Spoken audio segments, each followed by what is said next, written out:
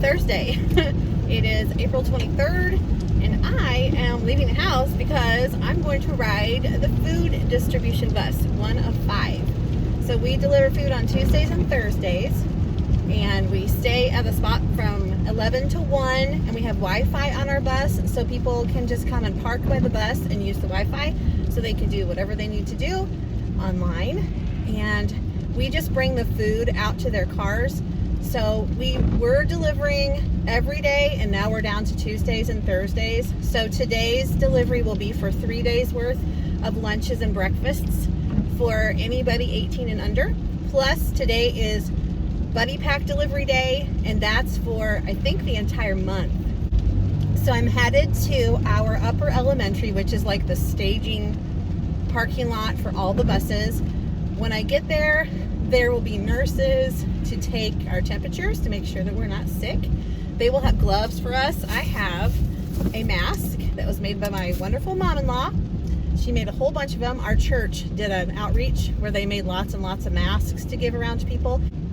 Those are just made out of fabric, and they're not, you know, a personal protective thing that a healthcare worker could necessarily use, but it's good for people just to have that little extra layer against, you know, droplets of sneeze or whatever. So we're supposed to provide a mask or a bandana when we do our food delivery. And like I said, they'll have gloves for us.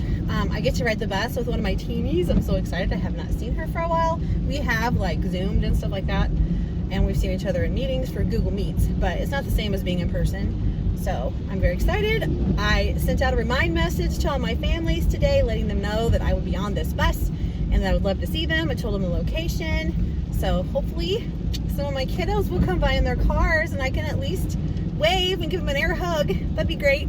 Do my heart a lot of good. Tomorrow we will have our PJ Zoom meeting. I'm so excited. So I just sent out the invitation this morning. So hopefully all my kiddos can come to that. And if not, hopefully most of them can. We love our Zoom meetings. So Fridays I just do a fun one, like a fun Friday thing, and they're themed.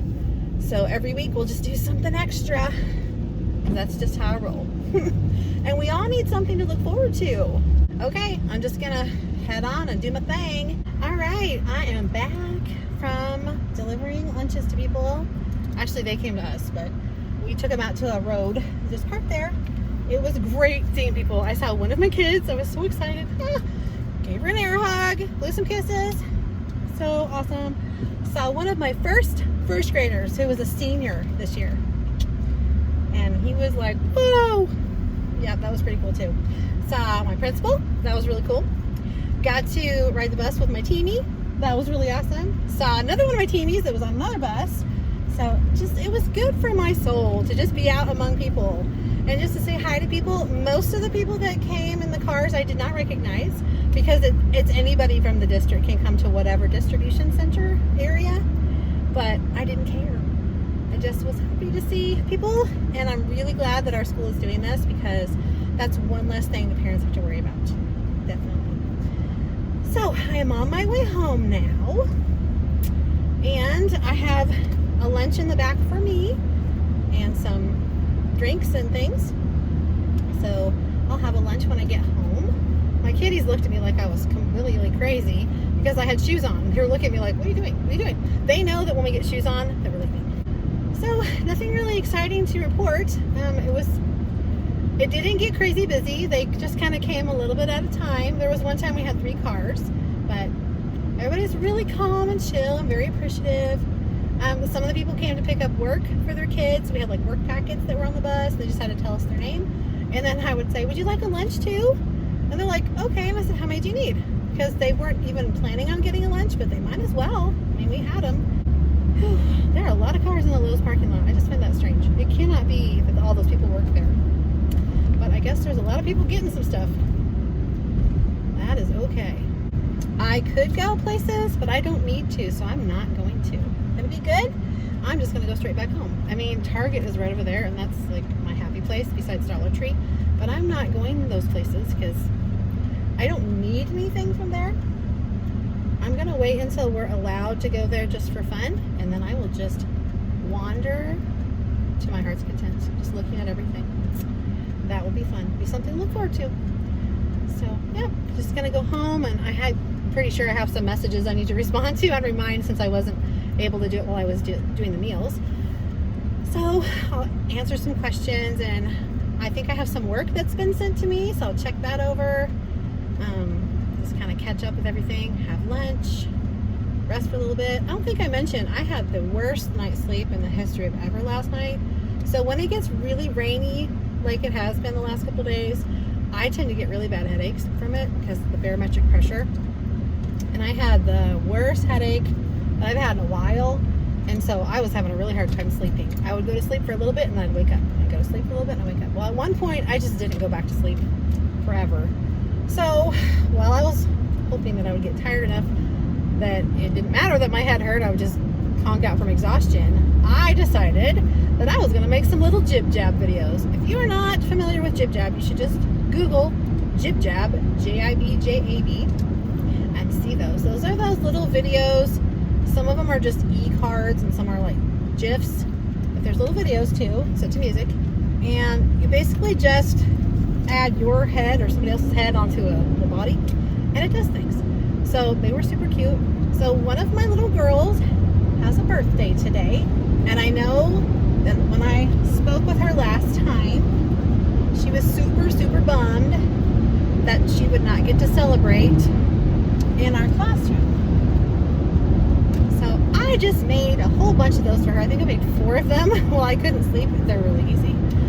And I sent them to her mom's Facebook page so that she could show them to her. I'm hoping that she saw that. I sent her a message this morning letting her know those were there. But kind of the next best thing, since we can't actually be together for the birthday, I sent myself to her in a jib jab, or 4. Hoping that I hear from her that she got to see those. And then during our Zoom tomorrow, we'll sing happy birthday to her. She doesn't know. I didn't want to send it out as a message to everybody, but we will do that. It'll be really fun, a nice way to end the week. Within the next week or 2, we're going to be able to go into our classrooms and start cleaning them up for the summer, like putting things away. And I am going to grab all the students that did not have their birthday yet, or that are going to have it while we're out of school, grab all their little treat cups and things and pack those in with their supplies. I think we're probably going to get big, like paper grocery bags, and then write the kids' names on them so they can pick them up in our cafeteria. And I'll put their birthday things in there. Unfortunately, they won't be able to get the class birthday book that we always make for them. But there's no way to get all the pages back, and that probably wouldn't be super sanitary anyway, even if they could do that. So at least they'll get their little birthday treat cup from me. They'll get some jib jabs. The jib jabs will be in place of the class book. But I'm trying to make it as special as I can with what I've got to work with. I'm still in the process of trying to do like a virtual classroom transformation type thing. And I'm going to have to keep picking at it because it's going to take a while. But I still have another 4 weeks, almost 4 weeks left of school. So I think I can get it done. I'm just trying to alter the activities I would have done in my classroom to make them digital so they can be done on Google Slides. And I'm trying to make them as interactive as possible where they can actually move things. So I will let you know when that happens. And I'll share a little bit about it. And until then, I'm just going to keep plugging along. I might just condense a little bit so it's not all the stuff I was going to do, because some of it would be a lot to try to do just on your own at home. I'll try to get the most essential kind of important things. If you are a second grade teacher and you don't follow Amy Lemons, I recommend her highly, especially now because she's been making all kinds of digital activities that you can send out in Google Classroom, or you can send out on Seesaw. Or me, I just make a copy of each one for each kid, and I just send out the link, like a shared link to the kids, so they can get into my Google Drive and just get that one thing out of there to do it. So she's been doing math activities. She has 4 of them now in her TpT Store, and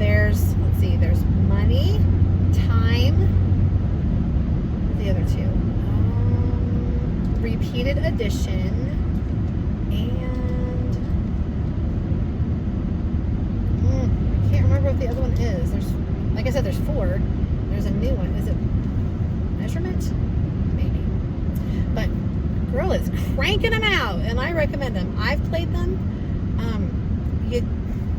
You don't have to have Google Classroom to use them by any stretch, because they're in a PowerPoint. So even if you send them through your Google Drive, the kids can do the activities just as a slide thing.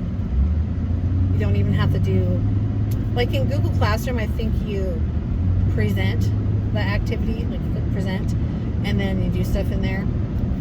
But if you don't click present, you can still use it like it's a PowerPoint within the drive, and then you don't have to do anything strange, and it works great.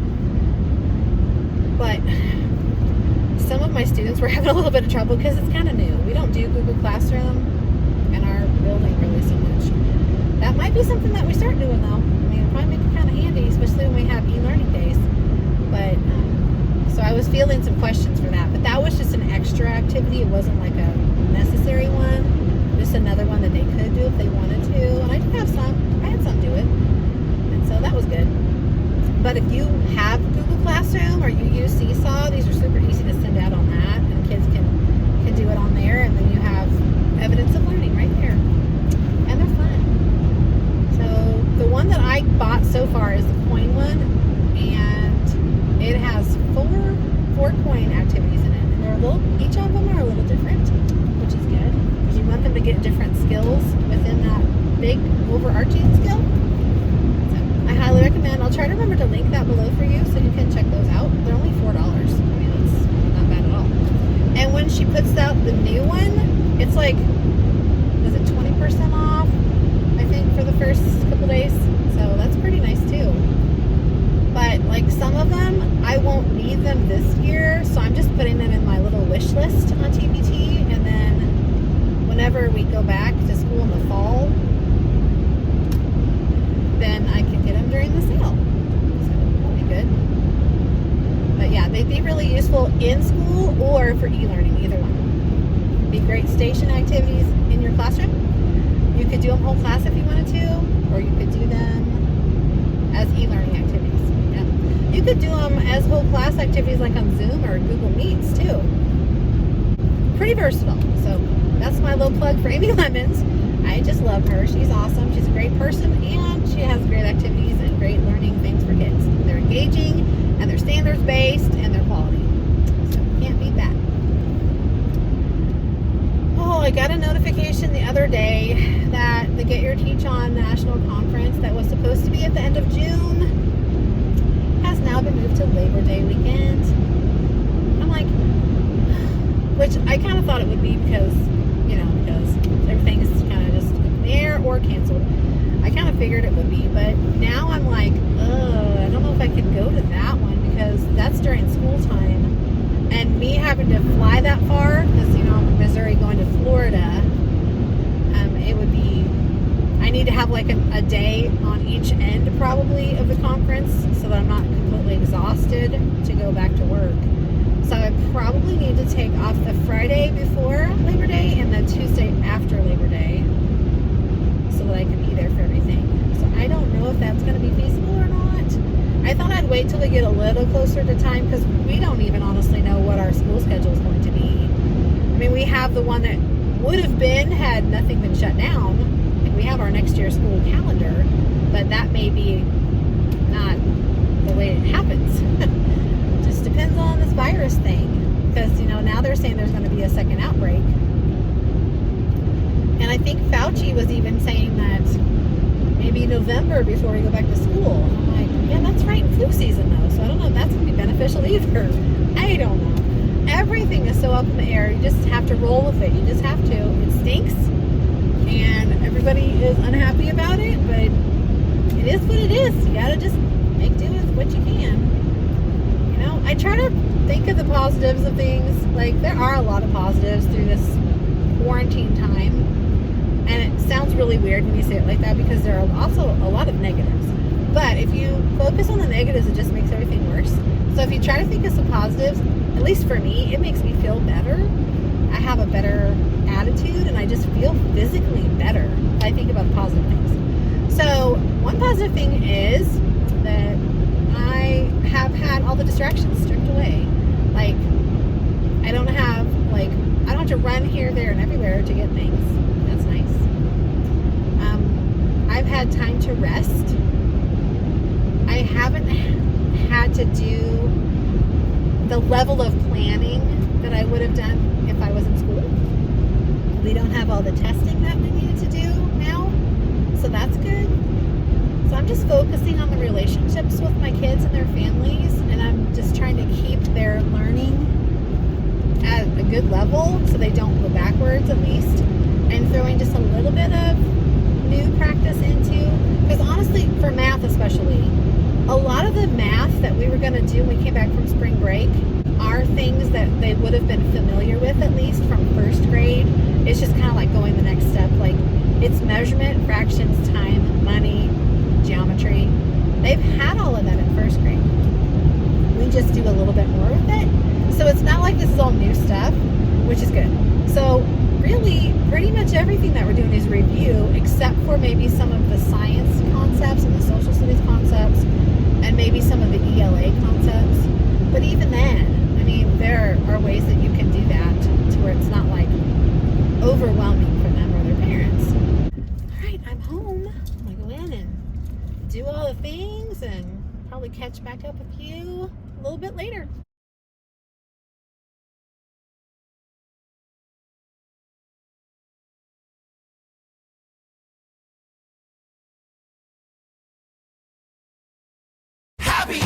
Happy birthday, happy birthday, happy birthday. Here's a birthday wish for you. Happy birthday, we'll make your wish come true.